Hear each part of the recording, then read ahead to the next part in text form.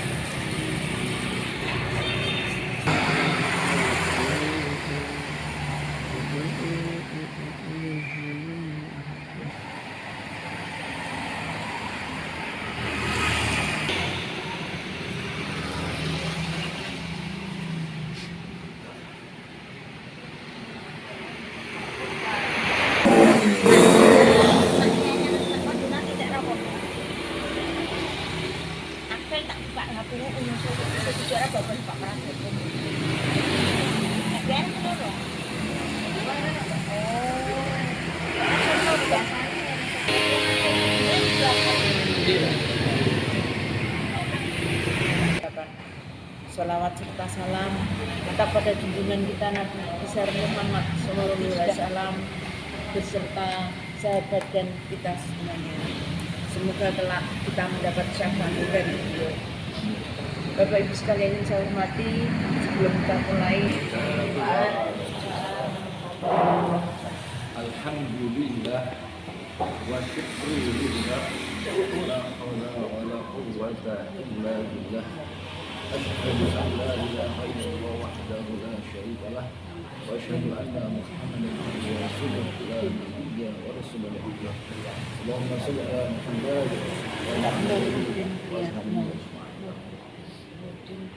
Bapak, Ibu, kita alhamdulillah terima kasih beriman Kota Yogyakarta.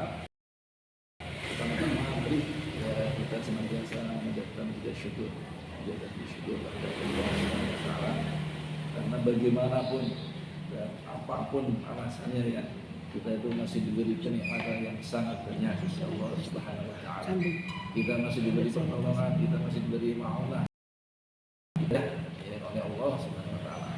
Kita masih diberi kesempatan, umur, waktu, dan juga masih diberi kenikmatan yaitu berubah iman, Islam, dan kesehatan.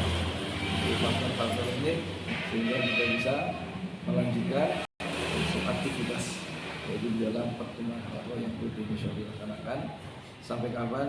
Insya Allah sampai tidak ada waktu, tidak ada batas waktu, sampai ada menyebut atau sampai kiamat berakhir.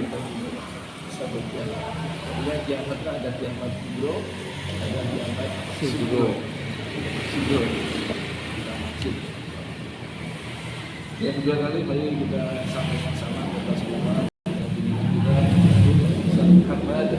Sallallahu alaihi wasallam Yang telah berjuang dengan dirinya dari pribadi yang ikhlas, yang amanah, yang Islam, menjaga sahabatnya, masyarakat sekitarnya, dan insya Allah terlimpah kepada kita ya, semuanya dalam keadaan ihdinas siratal mustaqim, dari jalan yang lurus, dan insya Allah nanti sampai akhir kelak kita masih berada di dalam jalan yang lurus dan istiqomah di dalam jalannya.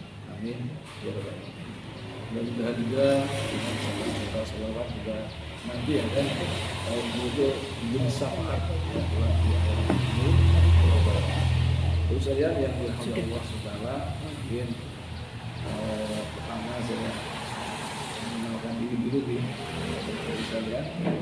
Ini pertama saya mengisi di waktu ini Saya nama lengkap Nuruddin Rihartono, bukan Rihartono, Rihartono.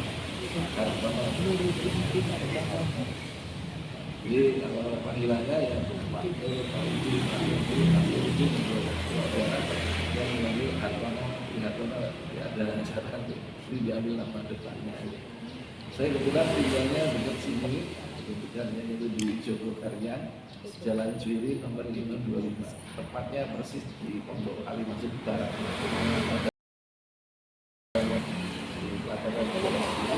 Saya baru bisa menghadap ke Pondok Ali Maksum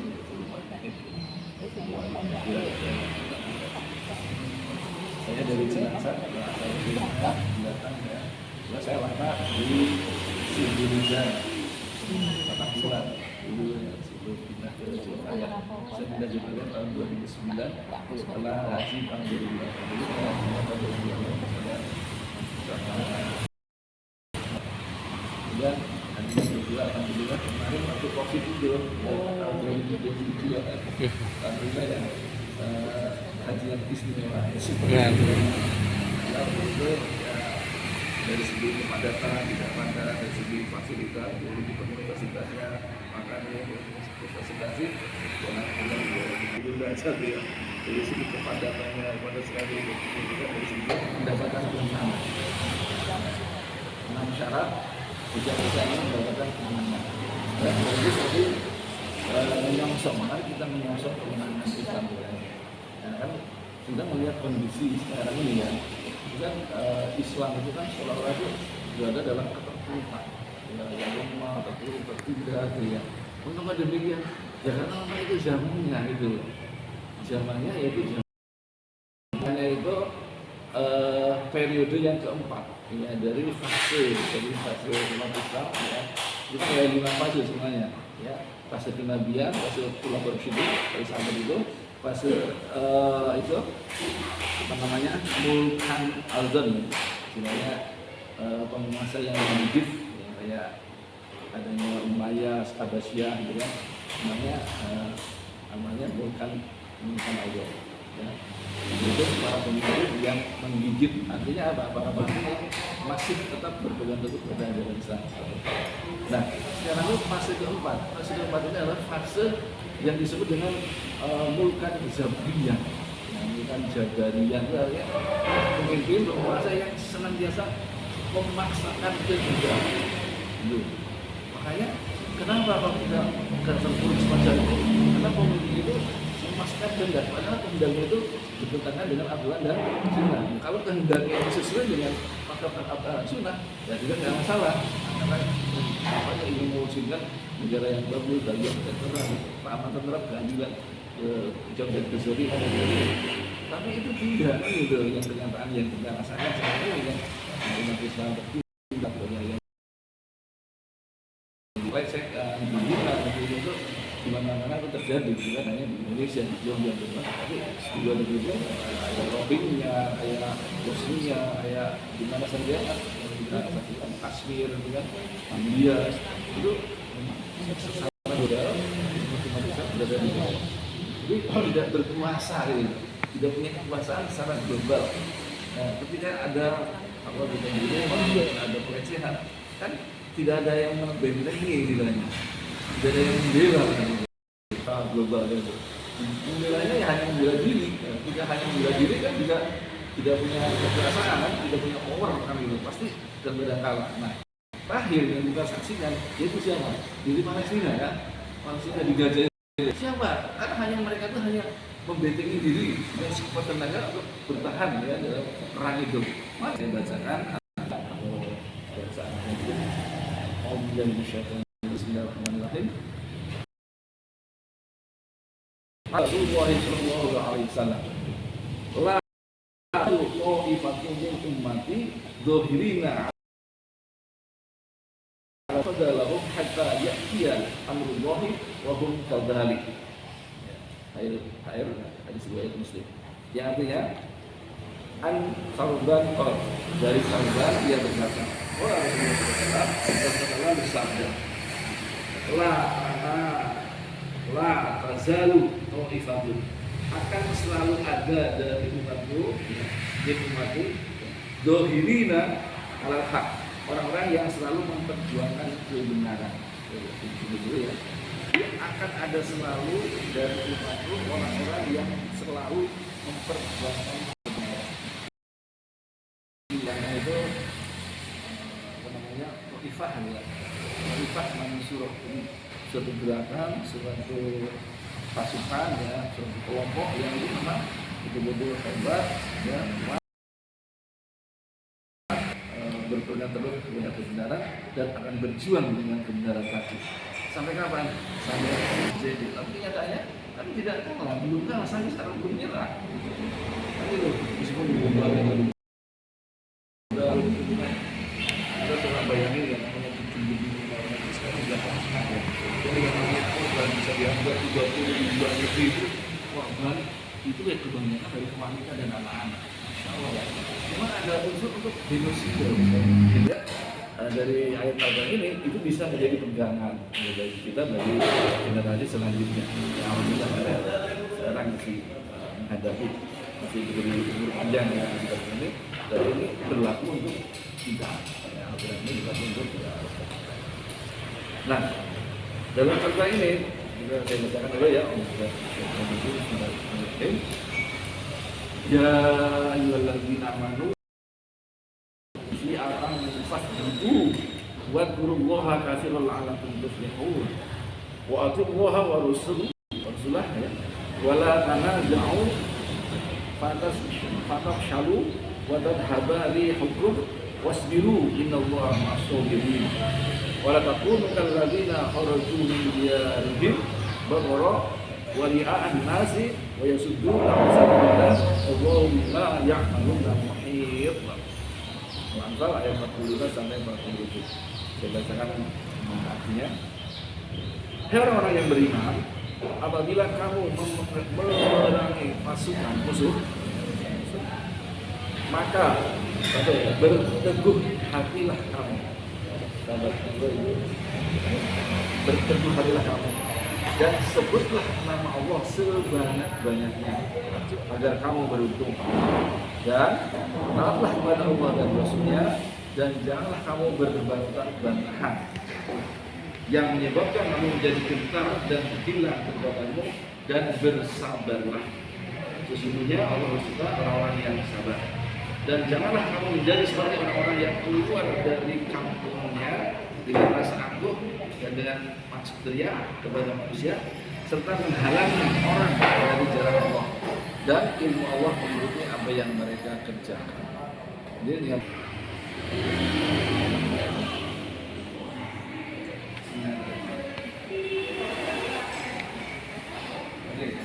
dalam Quran surah Al-Anfal ayat 3 Bismillahirrahmanirrahim. Para taqulu para Allah Ta'ala para mereka itu mereka walakin Allah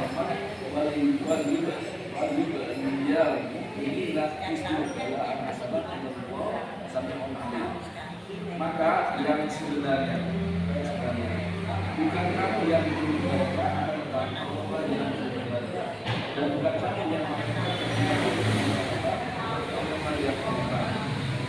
berubah menjelaskan kita orang-orang mukmin mengenal yang baik. Sesungguhnya Allah memberikan dari amal-amal sahabat yang jelas. Jadi hadirin yang dirahmati Allah Subhanahu, kita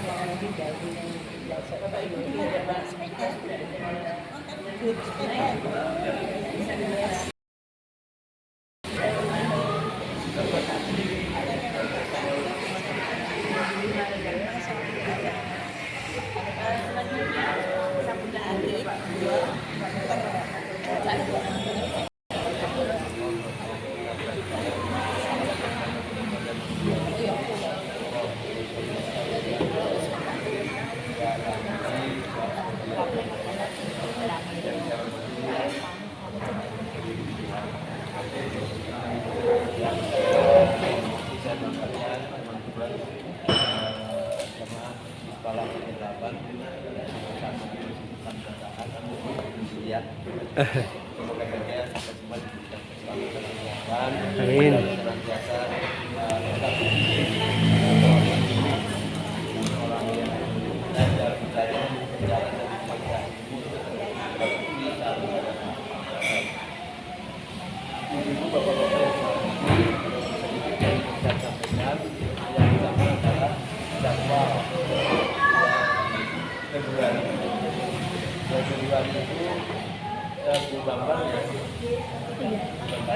Bulan Februari itu waktunya kalau tidak berubah tetap minggu pertama ya Bu ya.